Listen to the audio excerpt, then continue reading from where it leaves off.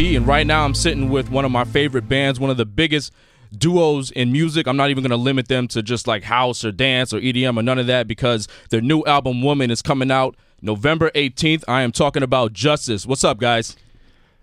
We're good. Good, and you? How are you? Like, I was so surprised how your voice changed when you started getting into radio mode. It's impressive. The radio voice comes on. Professional. Yeah. Before we get started, I want to say I went to the show at Flash Factory this past Wednesday here in New York. And when I'm walking up, you know, because the show was almost not even really announced until last minute, so a lot of people weren't even really, you know, made aware of it.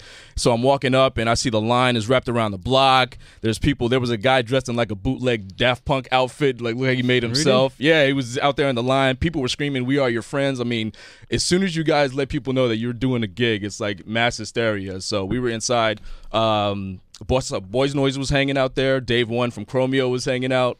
You know what I mean? So you guys play a really dope set, because it wasn't just like, you know, old Justice or new Justice. It was stuff that you guys like. You played Run DMC Tricky at one point. Yeah. You know, so I mean, like, do you guys just kind of go off the cuff and play whatever you like in the moment, or do you kind of plan out your sets?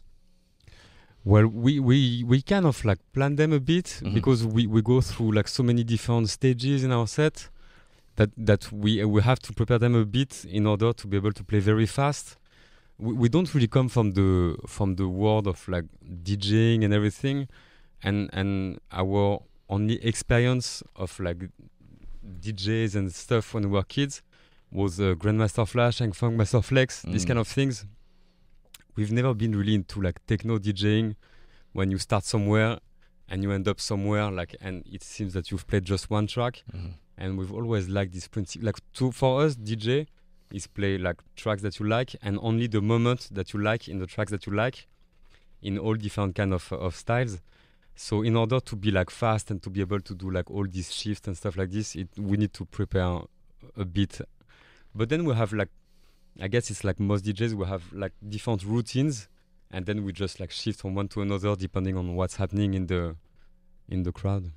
Well, I think you guys do. I mean, even though you said you didn't really come from the world of traditional DJing, but I think you do, when you play, you keep what's important, and that is not just sticking to one thing. You know, you do play stuff that can be old, it can be new, it can be unreleased, you know, because people kind of need to understand that music comes from, you know, all over different genres, and everything can blend together, and you guys find a way to make it work with the new songs that you were playing. And I think right now Alakazam is probably my favorite joint because of that breakdown that comes in. I mean, that when I heard it first, when it hit the internet, it was like, all right, cool, this sounds like a dope track. But until you hear it loud in a club, that's when it's like, whoo, you know what I mean? Like that feeling you get when you really hear like the full version of the song. So do you guys have a favorite song that you are playing right now?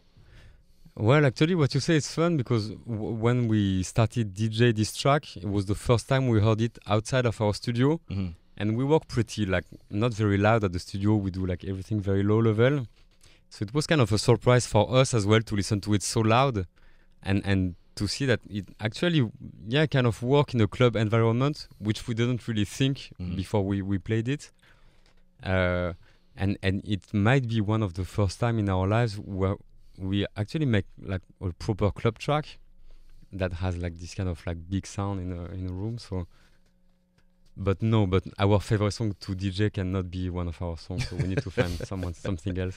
Actually, so if you were here, maybe you remember that at some point we play like very very fast stuff that is also almost 200 BPMs. So it's not really gabber, but it's like as fast as this. And these are tracks of Jackson and Geza Felstein. And I would say like that this is the type of things that we really like to play, because you can play this type of very hard and fast techno tracks blended with pop music. There's a lot of pop songs that have this tempo. So when we play that, usually we play like, I don't know, I'm So Excited or Modern Love or I'm Still Standing by Elton John or stuff like that. And the half tempo of that is 90 BPM, which is like the classic tempo of rap and everything.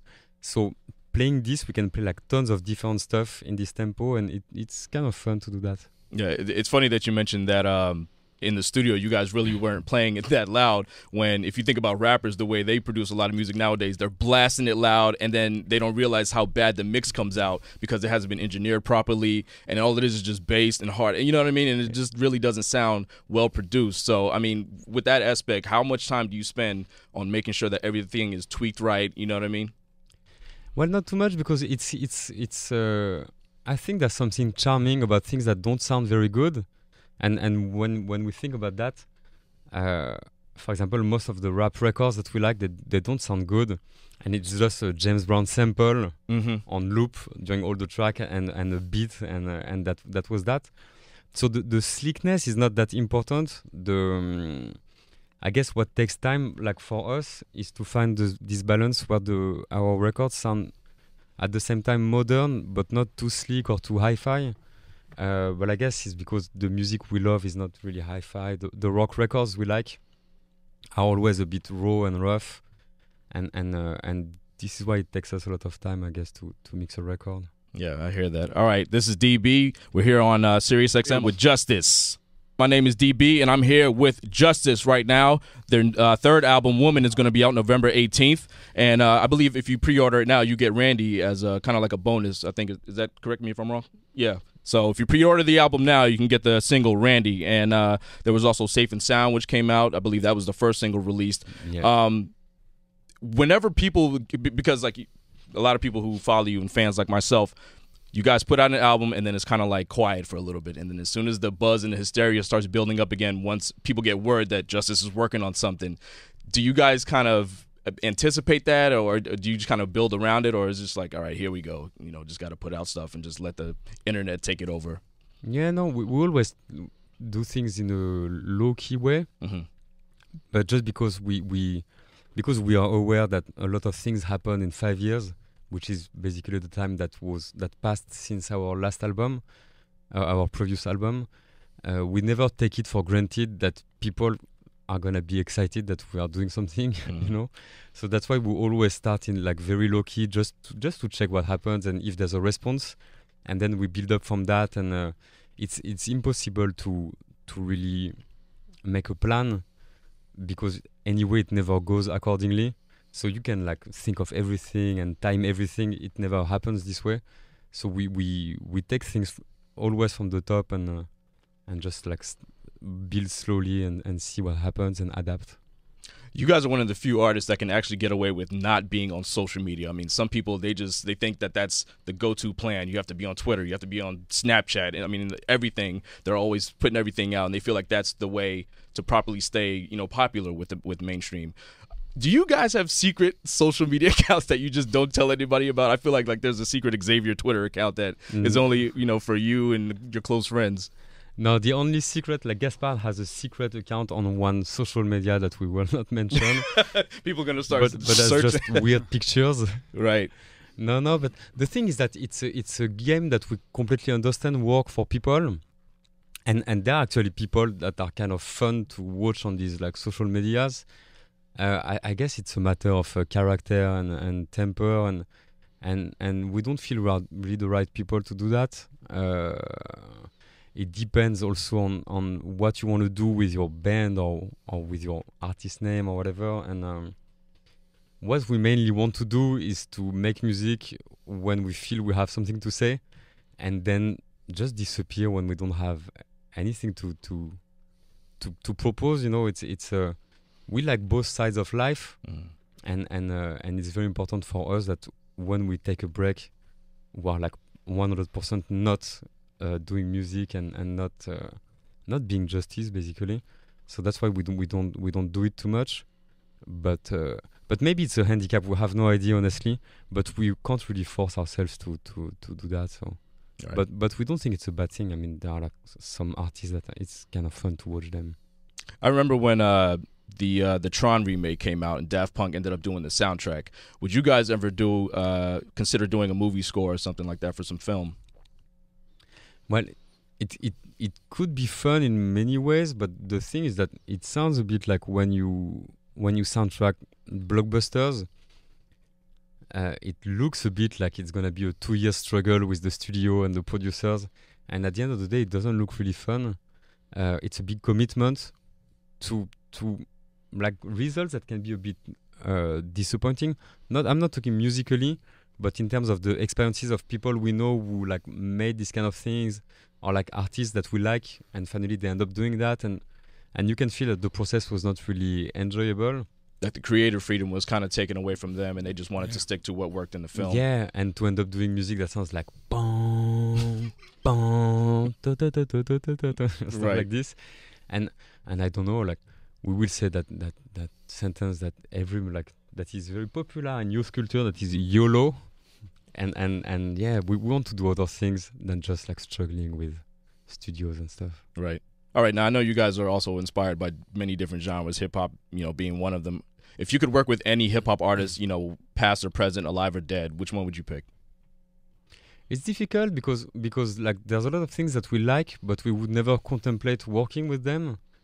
But just because we wouldn't feel that we can bring anything to the table, like there's a lot of like for example like hip hop stuff that we like, but I'm thinking of this idea that, for example, electronic music and hip hop could make a good match, and when I say electronic music, I think more of like dance music and up tempo music, and finally, like to us, it never really worked. I guess there are some stuff that are not meant to work together.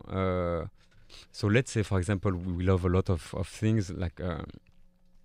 I've been listening to Snoop, for example, since I was 11 years old. It's the first album I bought in my life, was Doggy Style. Yeah.